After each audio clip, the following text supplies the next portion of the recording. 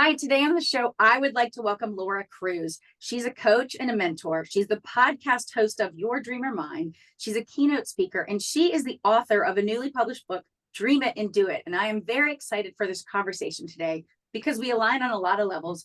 But the most important level is that we want to help other women do what we're working on doing in our own lives, which is really coming up, understanding our dreams, understanding what it is we really want, and then going after it and living a life that feels right for us. So I want to welcome Laura to the show. Welcome, Laura. No, Kristin, I think that's the best introduction I've ever had. That was amazing. Thank you.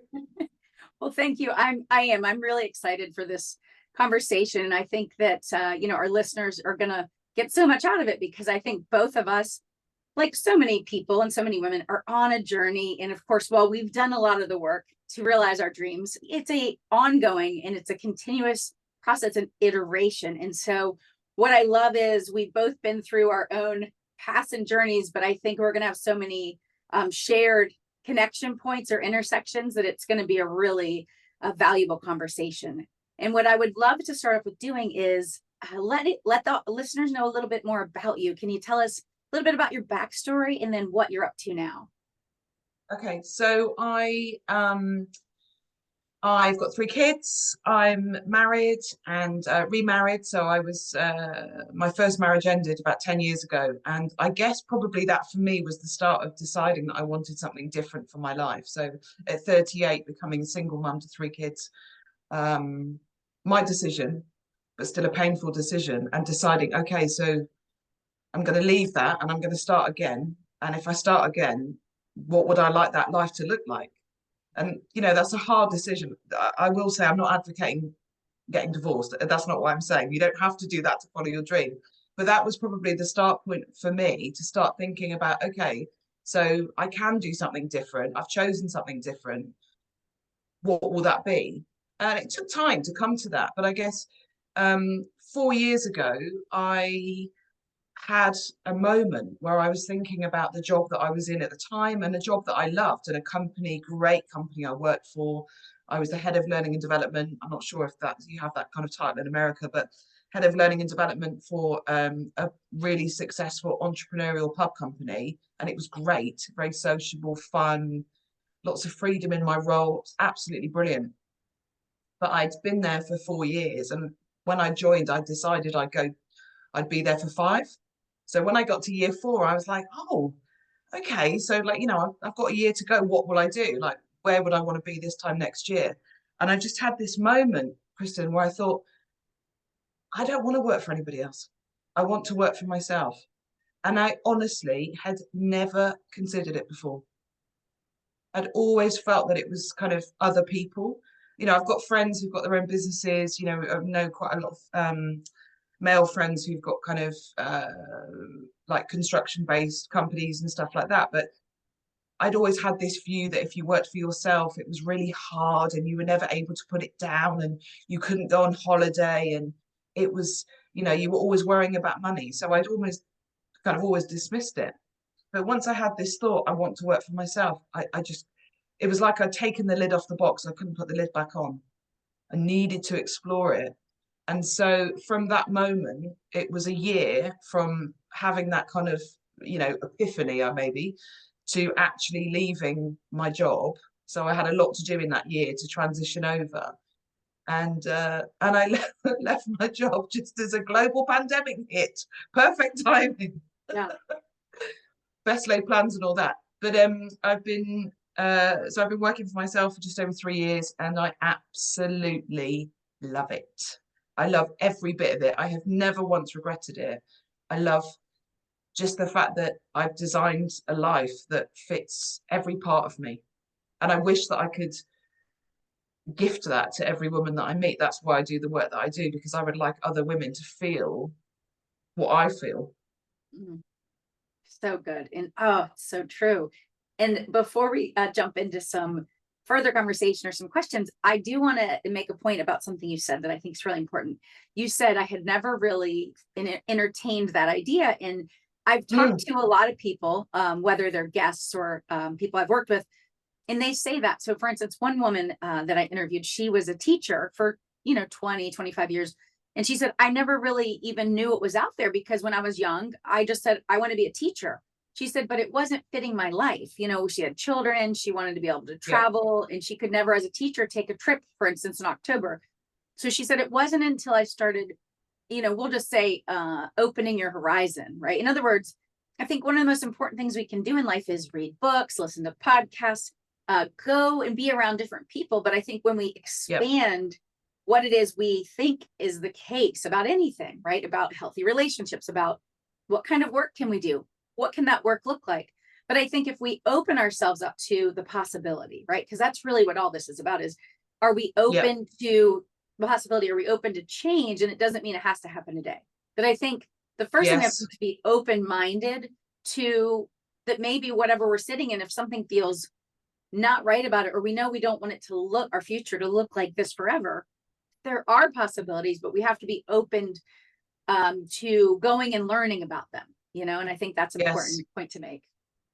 Yeah, you're so right. And, you know, me deciding that day, oh, I really want to work for myself, that wasn't the end of it. That was the start. That was the moment where I went, okay, so if I want to work for myself, what's that going to look like? What will I do? How will I make that work? You know, I'm going to leave a, you know, a good salary and pension and company car and all of that.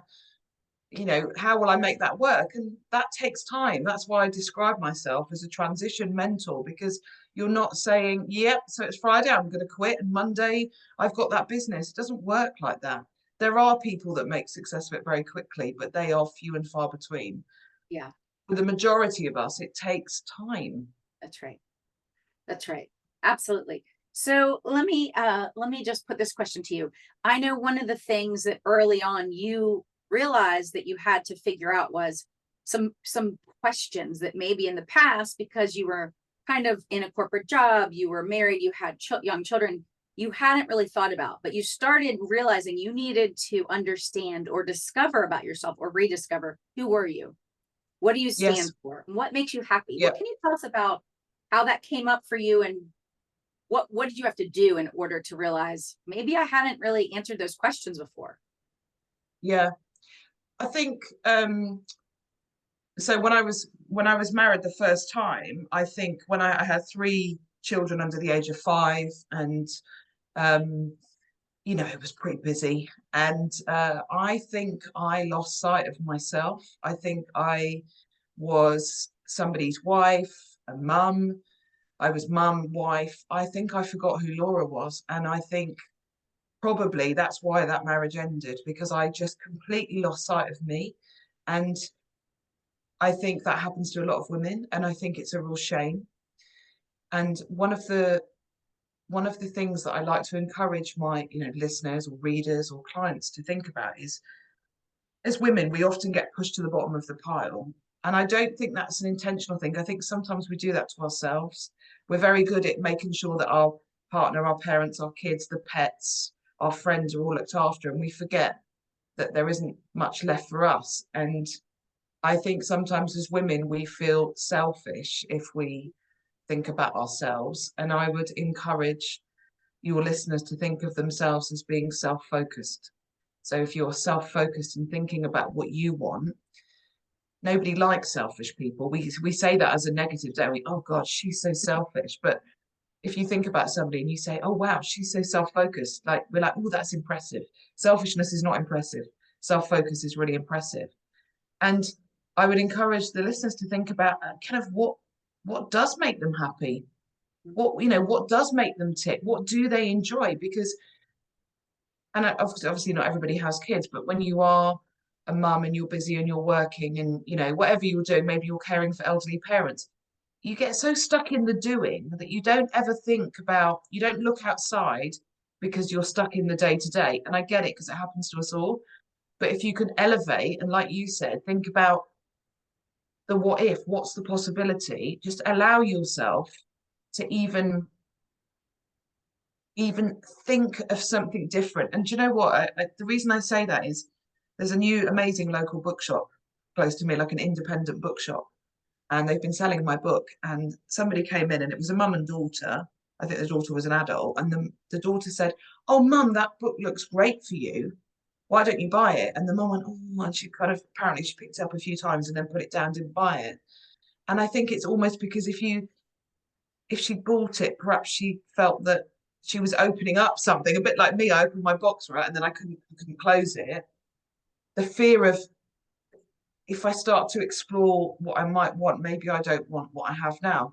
But maybe you do. Maybe you do still want what you have, but you want something in addition, or you want to tweak something, or you want to change some priorities. You don't have to overhaul your life. Do you see what I mean? But you have to kind of look at yourself and say, what would make me happy? Mhm. Absolutely.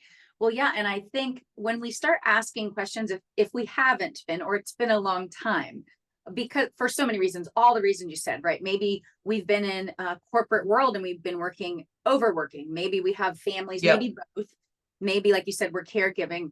There's so many reasons why women, because we've tended to be the caregivers in society, in culture, right? yep, Whether you have a family or you don't. And because of that, a lot of times we are always putting others first, which is a wonderful thing, but not to our detriment. But I think if we yes, start realizing that when we ask these questions, what it's really saying is, do we really understand what we stand for? Who would we, or what would we fight for? What are our virtues? Not saying we don't know those. What I'm saying is, when we start realizing that when we ask questions like, who am I? What do I stand for? And what makes me happy? They're not frivolous questions. They're really actually getting yes, to the heart of us, so that every choice we make is balanced or bounced off of those things. yes, Right. absolutely, Yeah. absolutely. So I think when some people hear things like happy, they think it's, oh, that's not about that. Like, I have to work to pay the bills and I have to take care of my kids. Like, Yeah, how can I be more happy? Right. Like, I just have to do, but yeah, that's actually not true, because the happier we are, and I use the word joy more because like an inner gladness, right? mm, But to me, it's the happier we are, the more joyful we are in serving in purpose, right? And that we're yeah, serving ourselves and we're serving families, whatever. But if we do it from a place of understanding our why and knowing that we're getting what we need, we're going to do a better job at all the things we're doing, right? We're going to show up in the world the way we're yeah, meant to show up, instead of just yeah, getting by. And I think that's, absolutely. And I think it's also really important to remember that you, the way that you operate as a woman and the way that you show up, you inspire others. So you inspire your friends, your sister, your mum. Your mum's, yeah. it's always the case, right? Your mum never had as many opportunities as you will have, and my daughter will have more opportunities than I've had. Do you see what I mean? But you'll inspire those around you to think about what would make them happy. So it's that kind of ripple effect. So, Yes. show up and be the best that you can be and live your best life in order to inspire others to do the same. Yeah. Well, and I love the example you gave of that bookstore. First of all, I think it's great that a new independent bookstore just recently opened up near your house, because as we know, there's not Yeah, enough anymore. But I love the story about the mother and daughter in the book, because I know you hear it too, but I hear it over and over and over again, whether it's someone I talk to, or whether I talk to other women who are building things like we are, and then they're talking to their audience, if you will. So there's a woman I'm friends with. She's working on writing a book about finding love in her 50s, and she started a group, and she's doing things. And she said, brilliant. so many people say to her, I just, how did you do it? Like, I don't know how to do it. And then she'll say something like, oh, well, you just have to put yourself out there, right? Like, much like the possibility. Yeah, yeah, And she's like, oh, no, I can't do that. Or, oh, no, I don't want to leave my house. Once again, though, we are getting stuck in either fear or not believing that it could be different than it is now. And so, what do you have to say about that? Like, yes, what are you seeing, and what was true for yourself about why don't we start? Why are women in general, and this is a generalization, why are we afraid to start? Why are we afraid to try something new? Like that mom putting the book down because either she didn't believe she could, right? Or yes, she didn't know how. So what would you yeah. tell us about that? I think quite such a good question.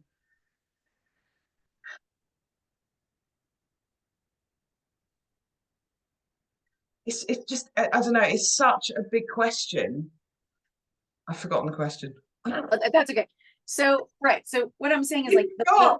the mom at the Oh, bookstore, right? sorry. And so many other women say, I just can't find love, or I can't go start my own business, or I don't think I could do that. Or maybe they're divorced or they're widowed or whatever it is. And they're like, I'm afraid to try new things, right? So why are we Yeah. getting stuck in fear or not believing we could? And so I was just curious, from your own journey or some people you've talked to or worked with, what are you hearing beyond? It seems to be fear holding us back.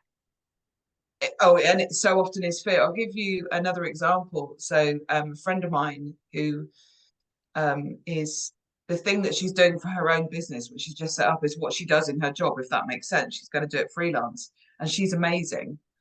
And she could earn so much more money doing it for herself than she would being employed.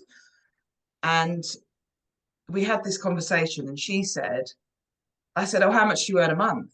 And how much you get?" She works part time, and she said how much it was, and then she said, "Yeah, so I just think I'd be losing that if I left."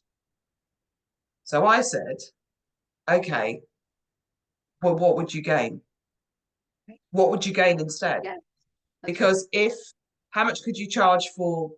She's a celebrant. How much could you charge for a wedding? Okay, so basically what you're saying is if you did 2 weddings a month, you could already replace that salary. How about if you did 4 weddings a month, Mm-hmm. or even 6, but you could do 4 and it would be nice. And how much work would that take? And it was really interesting. She said, I have never thought of it like that. And that's because we tend to look at the what we're going to lose, not what we're going to gain, what we're going to gain. Yeah. We tend to look at the downside rather than the upside. We Yes. tend to be drawn into, if I give up my job, I'm going to lose my stability. And I say that in inverted commas because I think the pandemic showed us that stability is relative. Yeah. It's not as stable as you think. But I think we always think, well, you know, I won't have that anymore. That's bad. It's a limit that we put on ourselves. Yeah. I've got a friend actually who's got her and her husband have got a construction company. And when I was, endlessly talking about leaving my job and what will happen, and she said, it was brilliant what she said. She probably doesn't even remember she said it to me. She said, the thing is, Laura, when you work for somebody else, there's a limit because you can only earn what you can earn, right? You can get Yeah. bonuses, whatever, but you can only earn that. When you work for yourself, there's no limit. Right. And I was like, poof, blown away. You're right, there's no limit because I Right. can decide Right. how much I want to earn, who I want to work with. I actually was talking to somebody last year, a corporate event, and I said to this guy, I only work with people I like. And he said, sorry, what do you Yes. mean? I said, I only work with people I like. And he said, how do you do that? And I was like, well, what do you mean? I only work with people I like. He couldn't get it. Yeah. I want to work with nice people I gel with. Yes. Like I have an instant connection with you. I want to work with people Right. that I really like. He just couldn't get it. Yeah. Well, so gosh, so many things already in that. But while I'm thinking of it, the last thing you said, there's even been, I've read whole books where part of the book talks about that, where when the company, and it can be a company, it doesn't have to be a mentor or somebody, a solopreneur, if you will. But they found that when they started looking at their clients and how much money the clients, they got from each client, they realized if they got rid of their 1 or 2 clients that was kind of causing them the most work or the most trouble, if you will, even if it Yep. was their biggest client, they actually made more money saying goodbye to a client that was not a good fit, or because Yep. often certain size clients cause you to work the most for the least amount of money. And so Oh, you are absolutely. so right about this. And more people are figuring this out, that if it doesn't align, the client and the client and the person they're paying, it's not a good fit for either person, right? And so I think it's really Yes. important that you say that. Is I think especially when we're starting out, people can think, oh, but I just need the money. And I'm not saying that's a wrong thought either, but be careful, because if it takes up all your time and you get burned out, then you won't be able to actually get those clients that will really work for both people, that'll be mutually beneficial. So I think that's important. You Yeah. brought it up. The story about, 2 things. One, that what you said about your friend saying, you have more unlimited potential working for yourself. And then the friend that said, I never really thought about the upside. Well, same. I was talking to a girlfriend. She's a teacher, and she has shared with me some time ago a dream of what business she wants to open. I mean, she has it very clearly in her head. Like, I think even we talked about the name and all this stuff. And I said, well, why won't you do it? Her and her husband are both unhappy in their jobs. And she said, because same thing, I have stability, and oh, well, if I stay longer, I'll get my pension or whatever she gets. And I'm thinking, but how much more might you make in your business, and you would actually love it now instead of being miserable for 10 more years or however long she has Yes. for retirement? I don't know. And yet it was like the idea was like taboo, like, no way, I can't. I have to stay just because I'm going to get a little more money, which honestly, Yeah. that's not guaranteed anymore. Right. I mean, the No. schools, the federal government, whoever you work for could literally say, whoops, it's gone now. So I don't think you can really rely on that. You know, I think No. to your point, that's why No.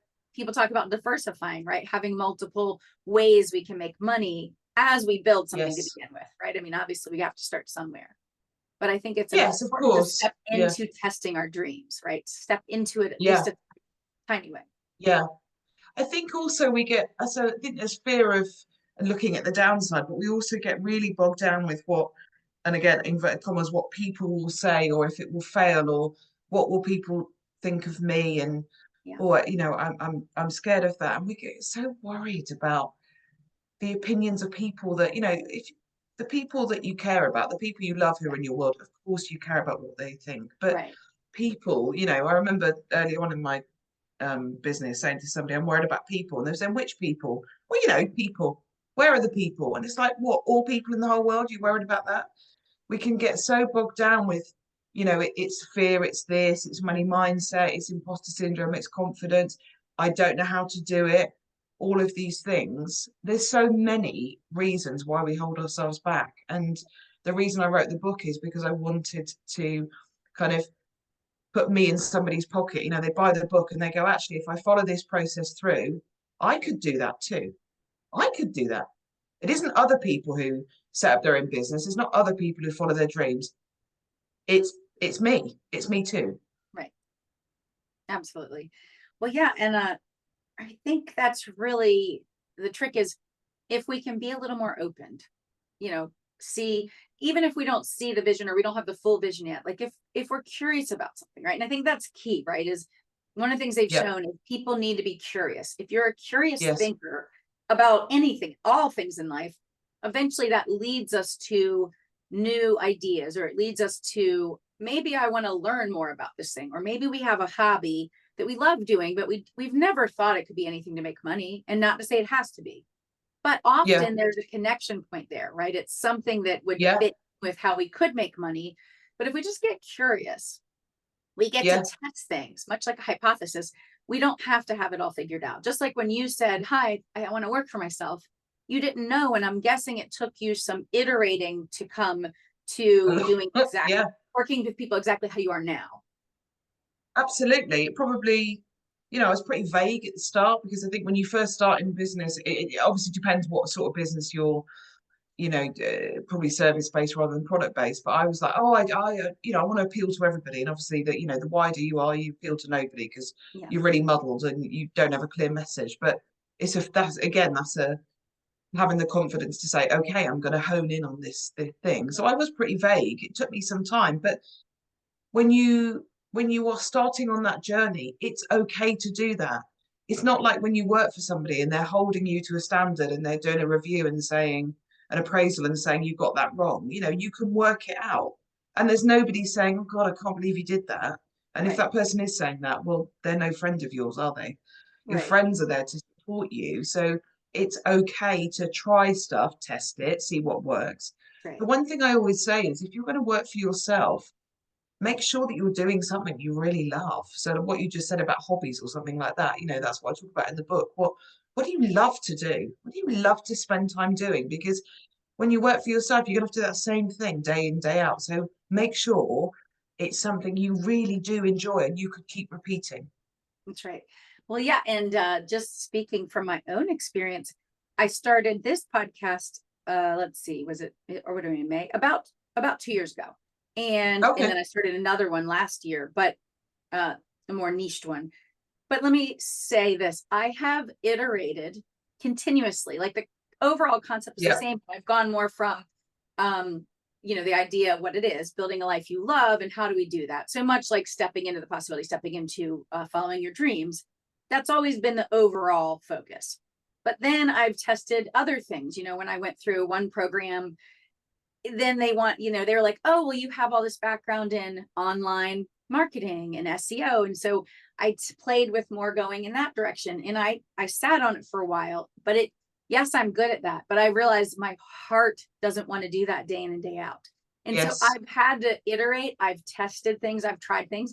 It slowed down some of the progress, but I had to go through it in order to be certain that I didn't want to just be doing more business strategy that was more technical or more, logistics. I Yeah. Yeah. wanted to help people step into and understand, how do we realize really the dream, right? How do we actually build Yeah. lives that we love, that aligns with the season we're in right now? And so that's what Yeah. makes my heart pitter patter. It's not, I mean, yes, I could help somebody with their business strategy a lot, but that's not the main core thing I want to help them with as my Yeah. Yeah. service.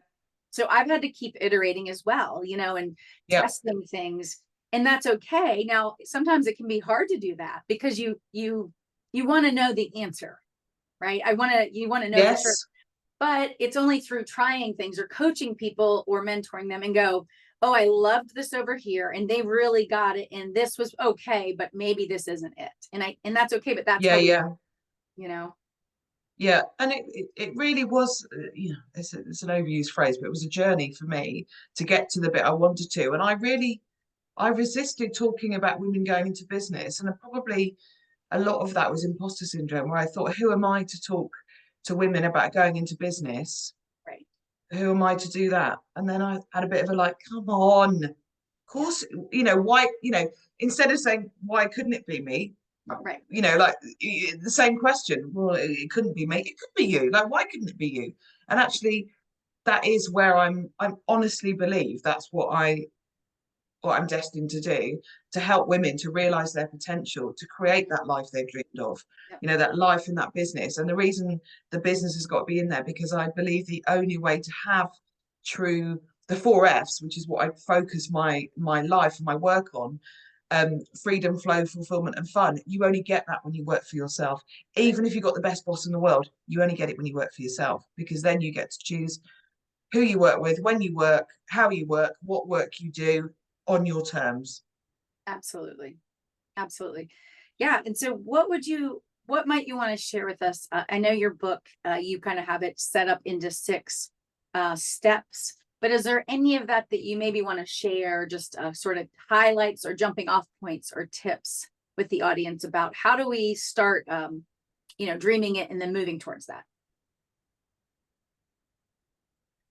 So I guess the bit that I'd like to talk to you about is the magic, right? So when you've got a dream, so let's just say, your friend was saying that she had this business idea and she got it clearly kind of mapped out, but she was staying in the job because it was reliable and safe, and 10 years to retirement, or whatever it is. What keeps us in the status quo is because we don't connect with why we want it. So knowing what you want, but then knowing why you want it, are 2 different things. So I want, yes, I want to be a coach and a mentor and a podcaster and an author. Why? What do I get from that? And I call that the magic. So Yeah. connecting in with what you get from it. And it's not, yeah, I can write a book and I can say I'm an author. That's not the magic. Right. That is not the magic. The magic is somebody saying to me, oh my God, I read your book and you made me see that I have got the potential to do that. And I did this and this, and now I'm doing that. Do you see what I mean? That's the Yes. magic for me, that I can help somebody to take and it won't be the same journey as me or the pathway, but I can help them to realize their full potential, right? To realize what they want to do. And the magic, some of the things that make what I do magical for me are that I've got teenagers. I think that teenagers need you a lot, actually. We tend to think they don't, because smaller children are needy in a kind of very functional way. Teenagers need you in a really different way. And I wanted to be around Yeah. I'm talking to you from an office, my office at the bottom of the garden. So I'm around a lot of the time. So if we want to go out for a coffee, or I want to pick my daughter up, or I run into the gym, or we go shopping, or we just do something together, or with my son, then I get to kind of enjoy them before they've flown the nest. My daughter's 18 next month. I'm Yeah. not running out of time, but she's her own person, and I love that. But I want to spend time with her, and I want to spend time with my son. My eldest son's at university already, so I that's the magic. And I love to bake, so I've always had this thing. I want to be able to bake so that when the kids come in from school, I've I've baked something. It's fresh, it's warm. They can come down the office and see me. My commute's tiny, like literally take a cup of tea, walk down to my office. All of those things are the things that make it magical for me. Now, somebody might listen to that and think, "Oh, God, I don't want to do that." What's magical for me is that whatever it is, but work out that joy, work out that, Yeah. it's like the best feeling, the best feeling. And if I share with you, when I launched my book in March, my daughter is very similar to me. She's kind and caring, as I would say I am, but she gave me a card that said how proud she was of me, and she said, "You have shown me what a strong woman looks like." Mm. And I thought, and that is the magic. Oh, absolutely. Yeah, you're showing her the way forward for Yeah, that she can do whatever she wants to do. Yeah, and I don't mean I just, absolutely. but I mean she can create her own future. In other words, Yes. her own Yeah. possibilities. Yeah. Yes. Well, and I love what you said because I'm very similar aligned, which we probably could have already guessed that. But I have three teenage and college age children as well, boys only. But they're all at home. One did go away to university, but he's back home now because he struggled with Right. some mental health stuff in his second year. But it's like I even have done a podcast episode on my other podcast. I've written a post about it, but I said the most important thing I might do today is make peanut butter toast. My son's Yes. 20, and it's not because he needs me to in the sense of he's not able, but he was going through a hard season, right, Yep. of his mental health. He wasn't gonna make it for himself. We'll just like to some level, right? So Yeah. that was when I realized, yes, he can, age appropriate wise, but that's an act of me showing love. So yes, it's Yep. sometimes silly, but then I say, no, I have, and I want time like that. I want to be able to, like you said, I baked muffins last night, and I'm home, I know when they're coming and going and I'm around, and it's the Yeah. same. I've worked remote for a long time, even whether I've worked for myself or not. But yeah, I want to be flexible. I want the availability. I want all the things, right? Yes. Both are helping people get. And so, yeah, of course, there might be a bigger why, like you said, because I really see people's potential. I see that we show up as our best selves when we understand how we show up in purpose and as our full, Yeah. aligned selves. But I also, one day do want a house, on the water so that my kids Yep. will come back. I want to do a retreat place there. Like, so I have this other bigger vision down the road, but I have to do the work to get there. Right. And so, Yes. Yeah. but once again, so I have like written on my board ahead of me, like my big vision, just a statement. And then there's what Yep. I'm working on now. But I think it's Perfect. important that we can, another example, I interviewed a woman who, or was I doing a coaching thing with her? But I think maybe it was a coaching call, but she worked for a lawyer, and she at some point said, "Oh, she need a little more flexibility in your schedule." Well, they kind of poo-pooed her and said, "Oh no, this is set." So she ends up leaving. She goes to a different company, and it's, a little bit better. And then the old company, she was so good, tried to get her back. And I said, "Well, do you want to go back?" And she said, "Well, I want more flexibility and something about money." And I said, "Well, then ask. They literally want you back. They're recruiting you back. You can ask for whatever you want. They can say Yeah. no." Yeah. And she was so stuck in they're in control. And I said, "No, you now have the Yes. chip. You now can ask for whatever you want. You can say, I need to Yeah. set a different schedule. I need more flexibility. I need more money." All they can say is no. I said, "But how is that any different than you deciding not to take the job because you don't think they'll give it to you?" But it Yeah. was Yeah. that same sort of thing, is we have to be willing, even if we're worried or we're scared, like just to be brave for a minute and try, Yes. you Yeah. know? Yeah. Yeah. But so many of us are scared to even ask that question, like you say. Right. But like, what if they say no? And I'm always like, well, what if they do say no? They can say no because it's up to them, just like it's up to you if you want to ask the question. And if they say no, then you make an informed decision based on the fact they said no. It's Right. fine. And I am not saying I haven't been there. I have justified things like that in my own life in the past, Yes. and didn't realize it at the time. I thought I was rationalizing it for a good reason. And then I realized later I was doing something similar to what she did in a different way. Do you know what I mean? Like, so Yeah, I'm not yeah, for that sure. just because we do something like that doesn't mean we can't go later. Oh, and then do something different, right? In other words, we can Yeah, learn from maybe in the past we weren't aware of our yeah, behavior yeah, or beliefs or our thoughts, and we can change those yes. slowly. What other tip might you want to share with us from your book that you think the listeners, the audience might like to hear? So I think there's something that's quite important. If you think about where we are now and how long we live, and certainly in the UK, how long you have to work for if retirement age for me at the moment is 67. It'd Yeah. probably be 73 by the time I retire. Um, I think we sometimes stay stuck in what we've always done because we've always done it and because we trained to do that, whether that was, at school, at university, at college, an apprenticeship, whatever it is. We should keep doing that because we've done that and we're good at that and we'll just keep doing that. And I think it's okay to say, a bit like we said about not enjoying something, I've done that. I can do something different. We live very long lives now, very long compared to previous generations. And I think it would be pretty dull if we did the same thing from the minute we left college or university or whatever until we retired. So it's okay to say, yeah, okay, I enjoyed that. Now let's do something different. So think outside the box. Just explore. What do you enjoy? What lights you up? What would get you out of bed in the morning?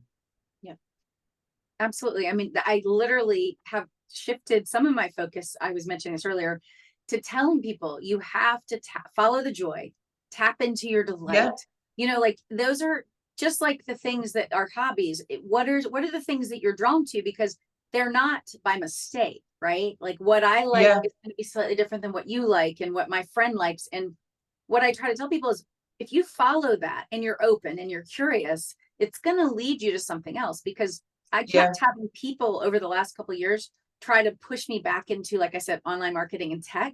And it's not that I don't enjoy doing that to some extent, but I don't want that to be, to your point, my next 40 years, right? My next 30. yeah, And so yeah, I, yeah, I kept, anytime things maybe weren't exactly where I wanted them to be, I would entertain if I needed to do that because even my husband, who's very supportive, but he'd be like, well, what about, this thing over here? Because he knows that I've been really successful at that. And I'm like, I know in my heart, I know in my soul that that's not where my future is taking me. yeah, Right. It was my yeah, past, and I'm having to peel back those onions. I'm having to unlearn what I don't have to step into the future being my core role, yeah, you yeah. know? And I love what you said about that as well, because I feel like so I got divorced when I was 38. I feel like that was like part one of my life, and I've stepped into part two. Yeah. And part two is where I have more choice, more freedom, more autonomy, more confidence, I'm much surer about what I'm doing. And there's so much freedom in that. It's amazing just to decide, yeah, I'm going to do that and I'm going to love that and I'm going to enjoy that and it's going to be brilliant. Mm-hmm. Absolutely.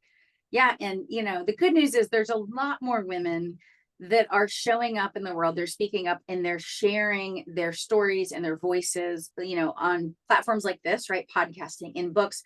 I mean, Yeah, there's definitely women that I, follow, whether they're kind of like at the same, place I am in my business, kind of a couple years to the newer business, or than the people that I'm following that are ahead of us, maybe.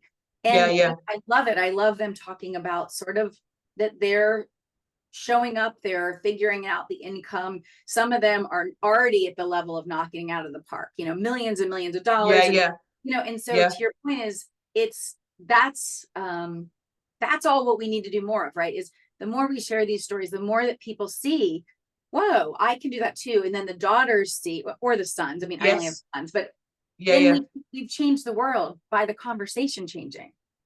absolutely. And you know, you're not, sometimes I think we feel like, oh, we're too old, I can't make a change now. You're not too old.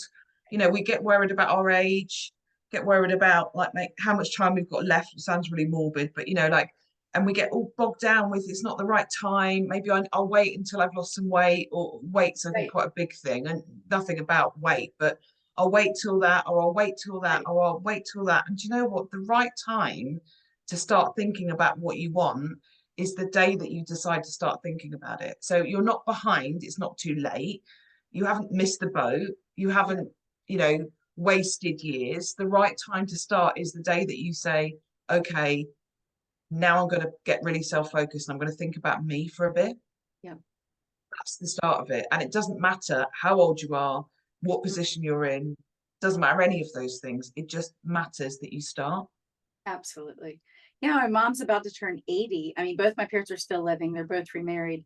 But my mom is an artist. She's a sculpturist. She's written books and things, but I mean, she is going after her best self. Like she does art Yeah, every day, yeah, paintings and sculptures and applies to be in gallery shows.